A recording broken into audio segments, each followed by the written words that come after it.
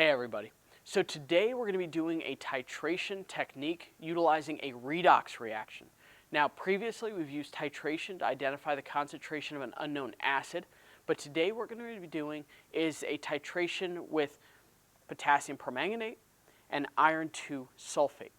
Now over the course of this reaction, the iron 2 sulfate is going to be oxidized, or the iron within the iron 2 sulfate is going to be oxidized, and it's going to be performed through a titration with this potassium permanganate. Now, the potassium permanganate in this situation is our unknown. Now, in the acid-base neutralization reaction, what went into the flask was our unknown, but in this case, the unknown is actually going to be in the burette itself. So let's start by talking about what we have, and then we're going to go ahead and work through the procedure.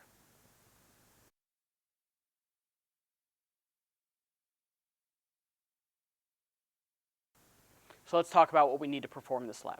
Here we have a solution of potassium permanganate and a solid sample of iron 2 sulfate. Both of these are going to be utilized to actually perform the redox reaction.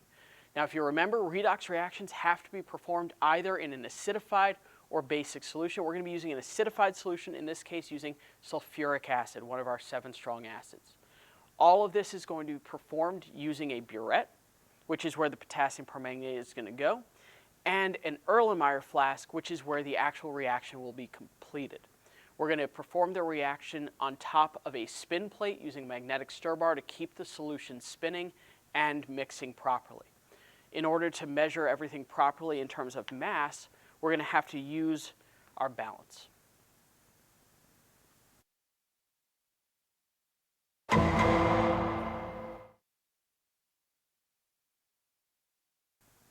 All right, our next step is going to be measuring out the iron 2 sulfate. We're going to need about 0.15 grams of it, but the actual number we use doesn't need to be exactly 0.15 grams. We just need to make sure whatever number we end up with, we record exactly. So what I'm going to do is I'm going to go ahead and measure out as close to 0.15 as possible. Make sure you always zero the balance before you start measuring anything. All right, now 0.15 grams is not a whole lot.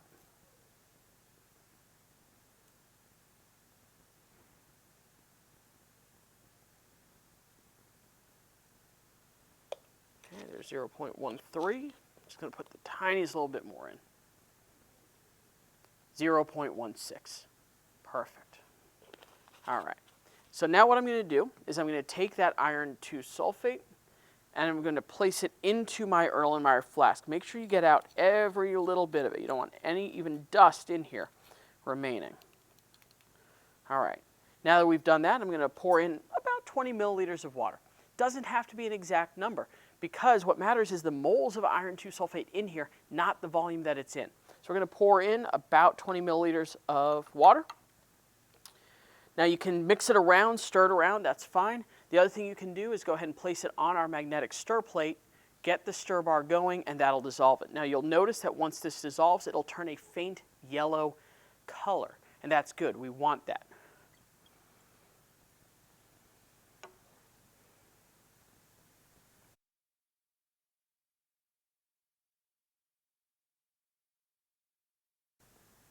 In order to start a titration, what we first need to do, remember, for any time we use a burette, is we need to condition the burette.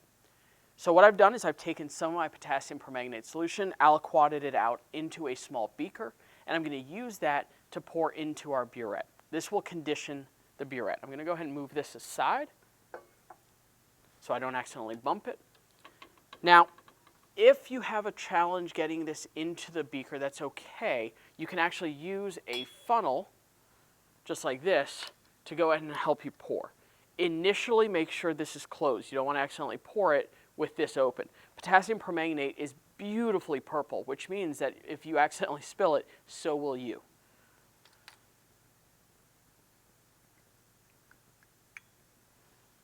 Okay. So the potassium permanganate's in the solution. Again, be careful with drips. You don't want to accidentally get this on you. So I'm going to go ahead and put my funnel there. All right. I'm going to remember to condition it. I'm going to spin it down while twisting and pouring it straight into the sink. Okay. The second time I'm going to do this, going to perform the same function. I'm going to pour in.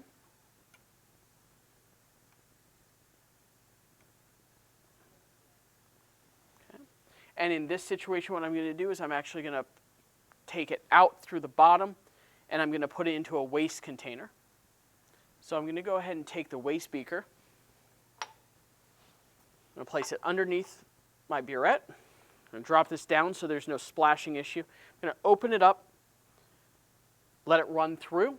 All right, by letting it run through, what I'm essentially doing is taking any residue or debris that might be down here, and I'm going to go ahead and rinse it. Okay, so that's run through. I'm going to condition one last time. Generally speaking, we condition 3 times. This will be my second time, but for sake of brevity, I'm only going to do it twice today. But I highly recommend doing it 3 times. It's completely worth doing it a 3rd time.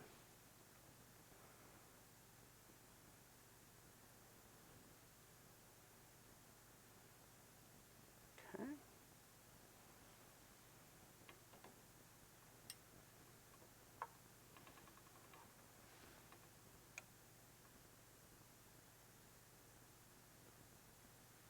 I'm going to let it run through. Now, when I let it run through this time, I'm not going to let it run through all the way. I'm also going to make sure there are no air bubbles trapped in my tip of the burette. This is why it's important. You need to make sure that this is filled with no air bubbles, and you want to make sure that this is going to be filled also with no air bubbles. Air bubbles can change the volume that you're measuring here.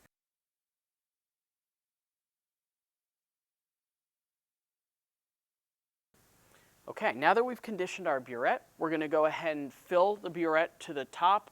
Remember, it doesn't have to be all the way to the top. Just has to be below that 0 mark, because that's within our measurable range.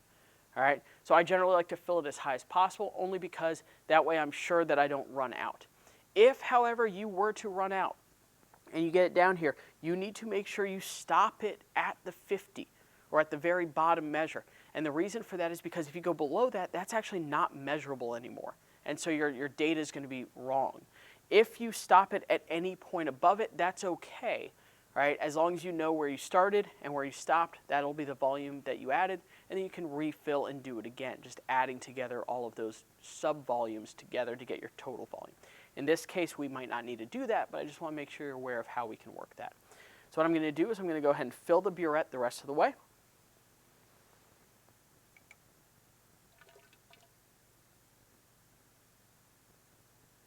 Again, you're welcome to use a funnel for this if you'd like. Remember that potassium permanganate will stain pretty much everything.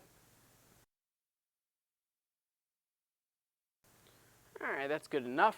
Don't need it to be all the way to the top. Remember, you have to read to the bottom of the meniscus, which with permanganate, because it's so dark, sometimes having a backlight will help to read to the bottom of the meniscus there. Now what we're going to do is we're going to go ahead and start our titration.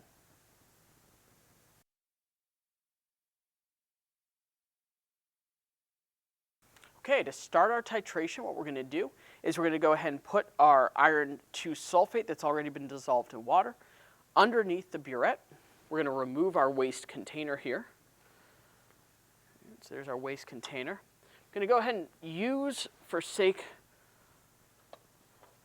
of stirring, my magnetic stir plate. I really like the magnetic stir plate for this function because the magnetic stir plate is going to provide me with the opportunity to continuously stir.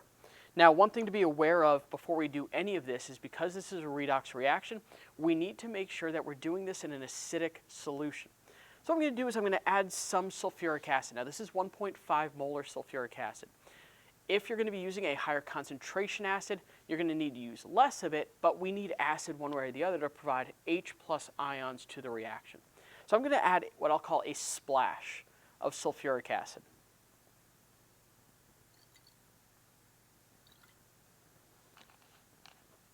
The actual quantity of acid that you use, again, doesn't 100% matter as long as the H+ ions are in excess. That's really what's most important.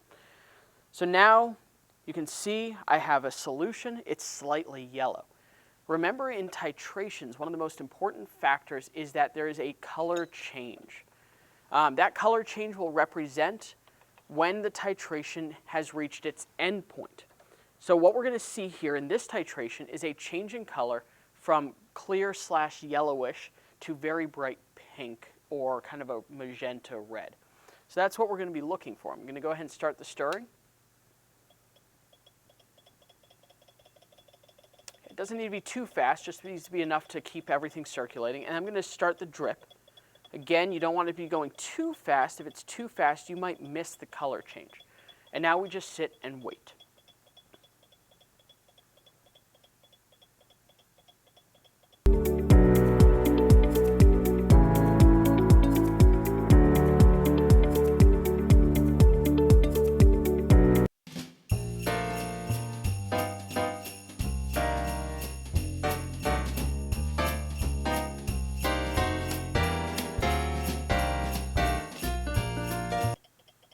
Okay, so we have now reached our endpoint.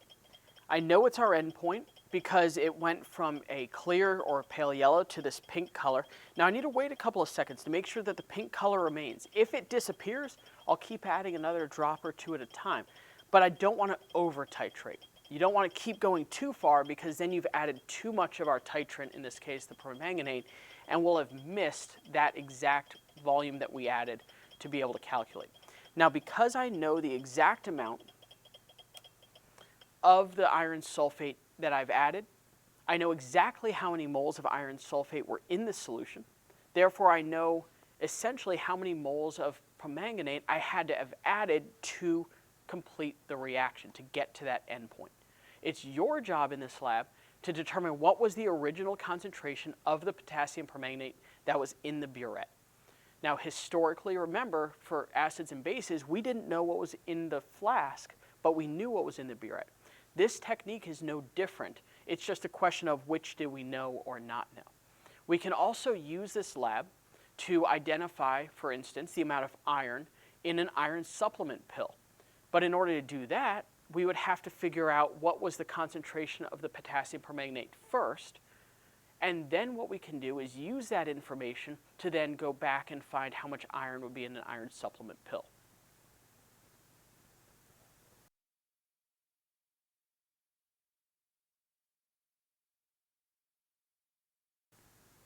All right, guys, so that wraps up today's video. Today we learned how to do a redox titration. Now, redox titration is an important technique that uses the same basic skills that we learned in acid-base titration, but it applies it in a slightly different manner. Redox titrations are just as useful as acid-base titrations, and for that reason you really need to be solid with both the technique but also the data processing skills. I'd like to thank Daniel Zhu and Quinn O'Hara for writing, filming, and editing this video. I'd like to thank you guys for watching it, and I'll see you in the next one.